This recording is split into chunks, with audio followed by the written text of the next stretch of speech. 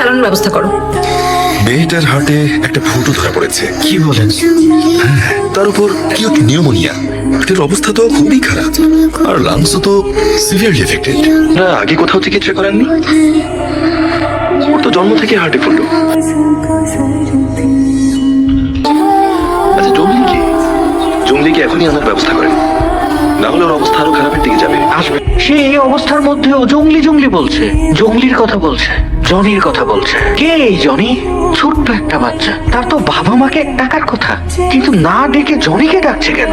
এই হচ্ছে সেই জনি। আদালতে যখন বাবা মা গেছে, কেউ মেয়ের দায়িত্ব নিতে চায় না, সেখান থেকে মেয়ে গেছে হারিয়ে, সেই পাখিকে আশ্রয় দিয়েছে হচ্ছে জনি।